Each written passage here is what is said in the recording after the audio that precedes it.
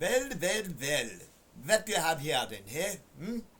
I see that David Icke, even David Icke can fucking see what's going on. He's not a Christian. He's... I'm not sure what you would call him. An enlightened soul, I suppose. A spiritualist who doesn't do religion. You know what I see in David Icke? Oddly enough, what I see in David Icke is an actual proper true Christian. I think he's a Christian and doesn't know it. I think David Icke is a Christian and doesn't know it because he's the one thing that he gets his head around everything.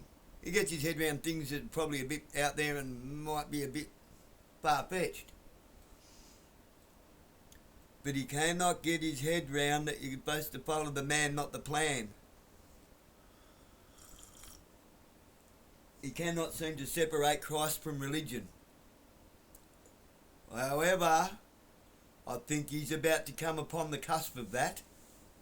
I think he's figuring it out.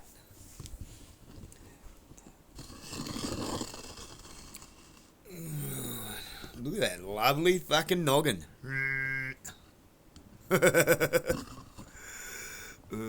Care factor about what you think about my head, I do not have one fuck to give. Okay. We are seeing Christianity demonically hijacked for political manipulation. Damn! What have I been saying? Damn, bruh! I found it interesting to watch Sam. this fusion, and it's kind of always been there, called the Christian right in the United States, but it's gone on to another level. That's about it. This fusion of right-wing politics and Christianity, and I've kind of shaken my head a few times when I've seen people in the so-called alternative media who are pushing Christianity and even converting to the Roman Catholic Church. Yes, yes, yes. And the reason that I found it strange is because the whole history of the Roman Church is one of imposing, often brutally and horrifically, the belief system of the Roman Church.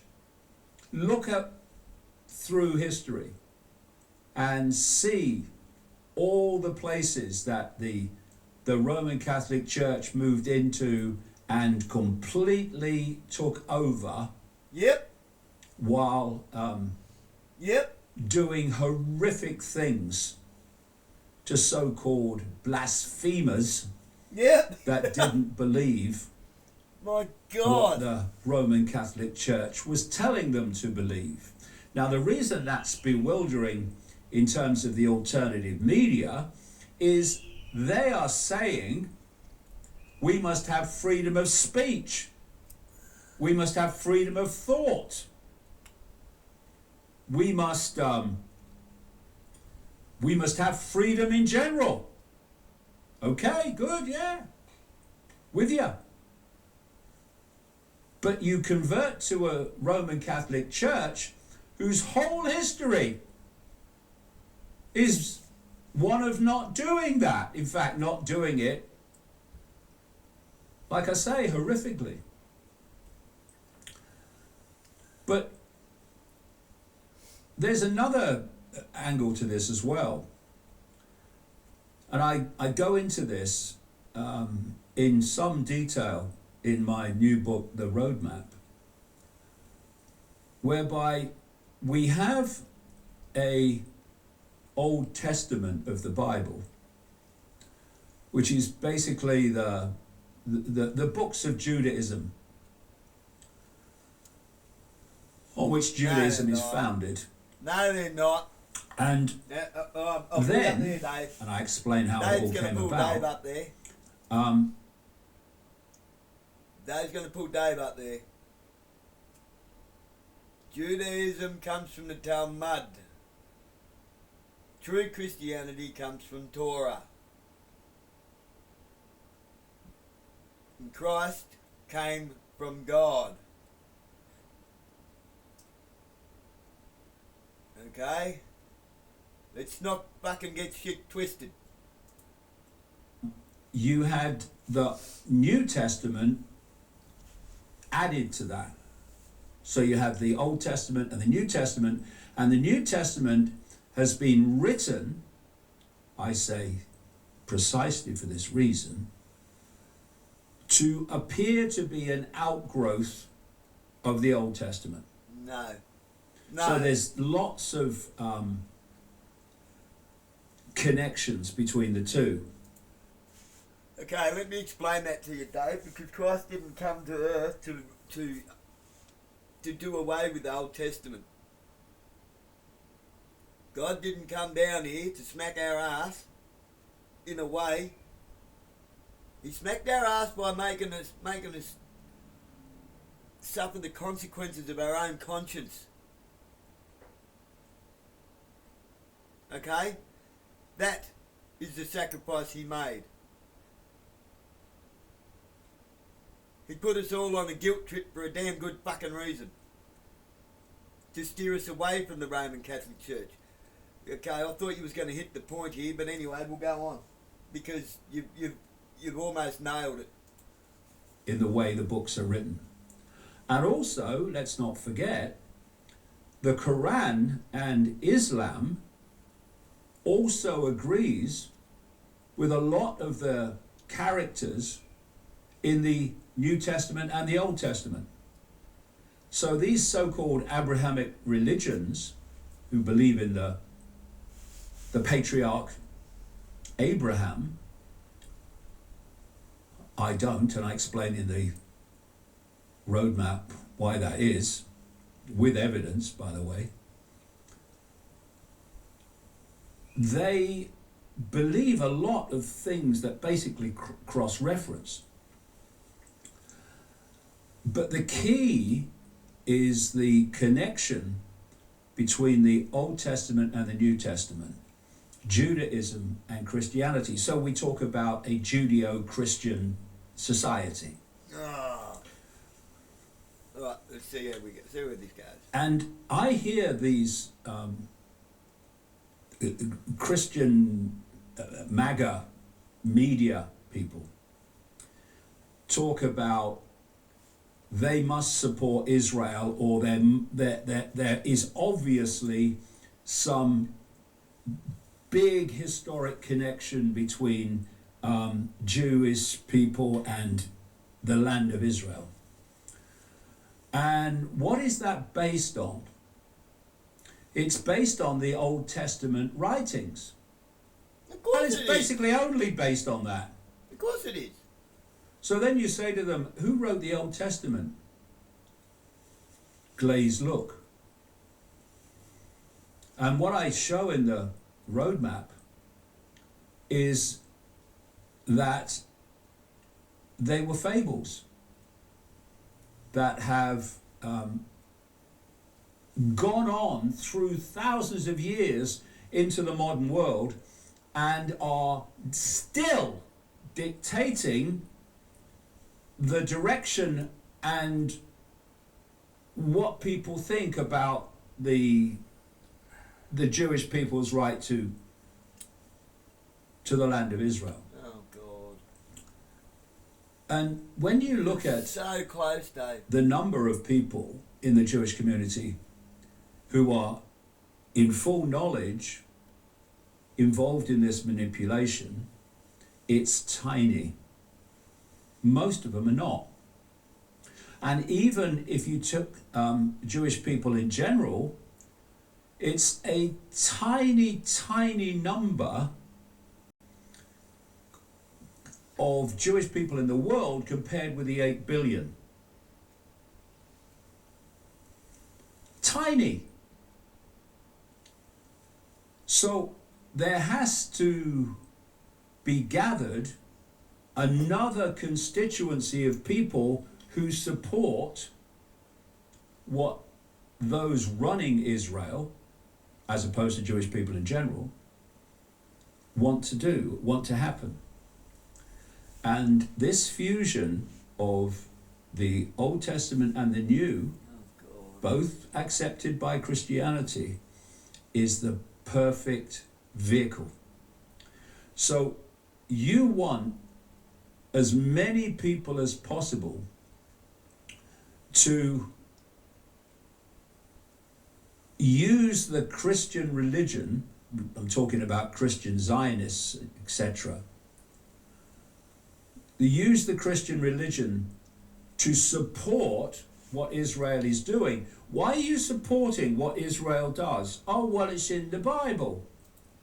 Okay, Dave, you've got shit twisted, mate. I mean this with all the love I can muster in my heart.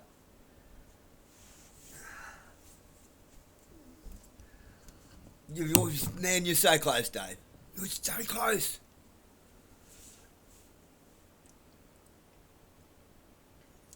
A separation of church and state was not a separation of church and state to start with. It was a trade-off from one church to another. Yes, the Bible has been fucked around with. Old and New Testament.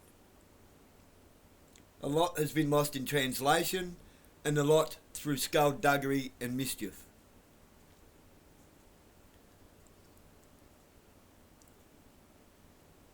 This is my take on it. And this makes so much more sense to me, is to stop trying to overcomplicate Scripture. Stop trying to overcomplicate Christianity, true Christianity, not as a religion.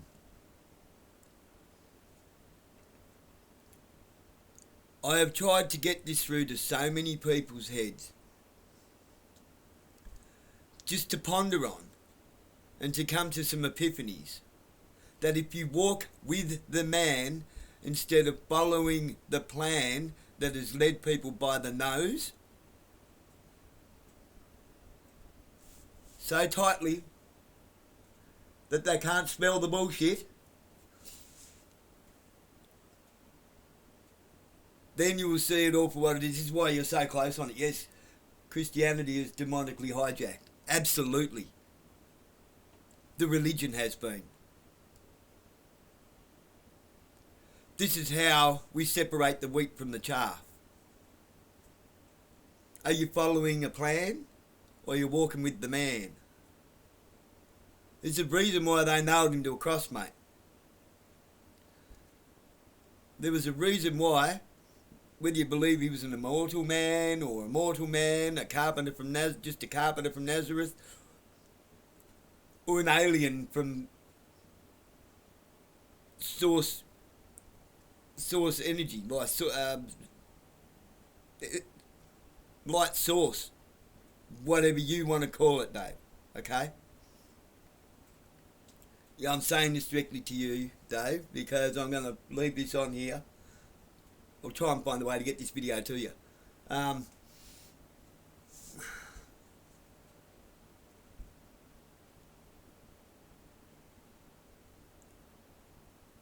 Okay, they're fables.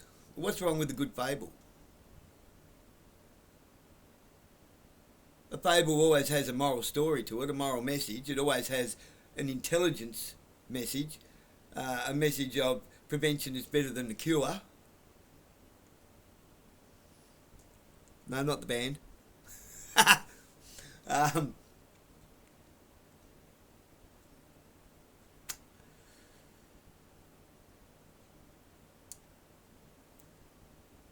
In Genesis, you'll see that I've done a couple of my takes on Genesis. I'm up to chapter 3.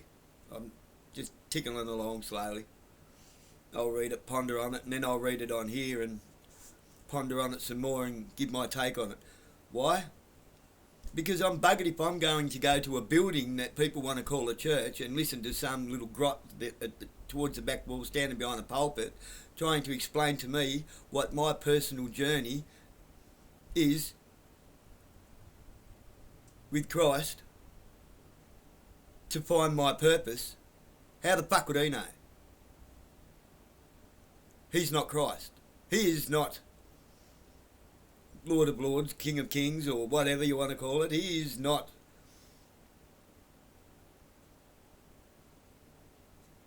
As far as I'm concerned, ordained to be fuck all. He is not. Nobody died and anointed those people as Christs. Now, I've been saying for a long time, why on earth would you follow a church that nailed the man to the cross and hijacked his religion way back when? Why would you do that? They obviously had an agenda at play. It's still politics.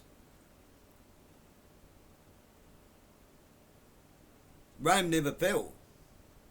It was destroyed from within by senators. Why? To give the illusion that Rome had fallen as they spread out around the world. And now we have planet Rome, don't we? Who for? For Caesar? Are we spelling Caesar right? Because he has seized an awful lot of stuff, hasn't he?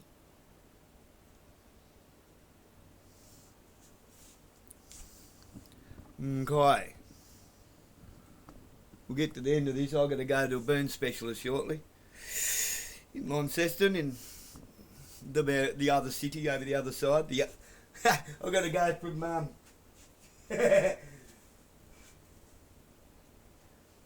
I live in Sodom and I'm about to go to Gomorrah. From Burnie to Launceston. Written by who?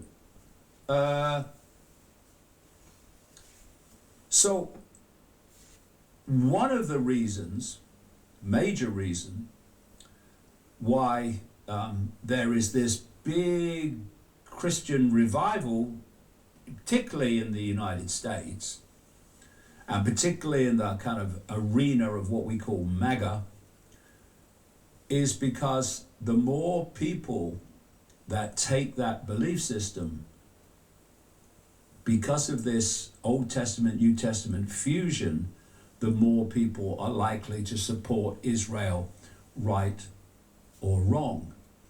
And as I've explained in my books in great detail many times, Israel is not even controlled by genuine Jewish people, but people who are claiming to be Jewish, claiming to have a historical connection to the Old Testament Jewish people. But how can I put this? Don't. If you want to read more and watch more... Right, just to polish off the end. No, not that end, not that polished. Just to polish off the end. The 316 laws of Torah were already being hijacked by the Pharisees, who had joined league with the Roman Empire. Okay, Christ didn't come to circle jerk with them and stroke their egos. He came to fucking point out everything they were doing wrong. Okay?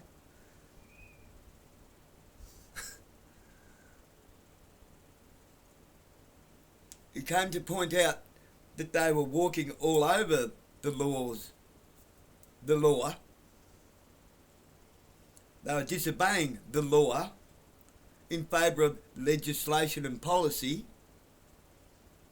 to feather their own nest so that they could get privileges This is where law started to turn from law to privileges slowly over time. And now we don't have law. Nobody follows the law. They're too busy trying to abide by legislature, blanket legislature, dragnet policy, in order to keep their privileges, man-made privileges. Matthew 15. In vain do they worship me, for they follow and teach the doctrines of men, the commandments of men as doctrine. The commandments and doctrines of men. They're not the law, they're legislature, they're policies, they're control mechanisms. The Pharisees started that. Pharisees are basically like your church ministers and deacons and, your preachers, your priests, high priests, that decided that they wanted to become policed with the legionnaires. They had joined legion with the legionnaires and were policing the Hebrew Jews like cattle in the wrong direction. And over time it started to work. Okay? Whether you want to call him an alien or whatever you want to call Christ, you call him what you like, mate. I don't mean that in a nasty way. I'm an Australian, you're a Pom. My mum's from Wales, by the way. She's from Cardiff. Now, yeah, they came here as 10 bob poms. 10 bob poms. Now, she's not. My dad, he's part Abo and part convict and part Canadian or something, and we've got some Jew in our family somewhere on my mum's side. What am I? I'm just an Australian. I was born here. Okay, I'm indigenous to the country I'm born in. I'm just an Australian. I don't play that segregation bullshit. We're not human beings either. We're mankind. I'm not a part monster. Okay, we won't go there. But he came to sort them out. And the greatest, what made him stronger and greater than anything that ever could be was allowing them to murder him.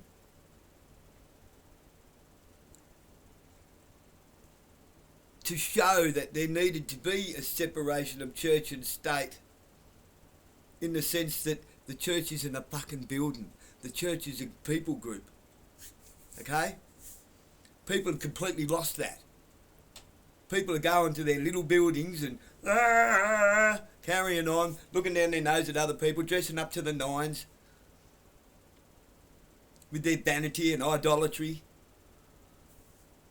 taking the Lord's name in vain, committing all the sins every Sunday, and then going to the breaking all the commandments through the week. Christ came and took the 316 laws of Torah and thought, God, you've fucking made a mess of this. I come to reinstate the real law. They fucked around with words a lot. They came to reinstate the true law, the real law, God's law, and broke it down so fucking simple that all we need is 10 commandments, the golden rule, and try to avoid the 7 deadly sins. And that way we can't hurt one another. We're living in peace. We're fucking living the dream. But nobody seems to grasp that concept of how simple it is. We don't need all the bullshit. But everybody just wants to overcomplicate and add more bullshit to bullshit. It's starting to get a bit fucking deep, man. I'm going to have to hold my nose soon because of all the bullshit. I think you can agree with that, can't you? Yeah, I'm not much of a bloody church-going fucking Christian, am I? Perish the thought, I don't go to church. I can't lower myself to that standard. I just walk with the man as best as I can. I fail at that a bit at times.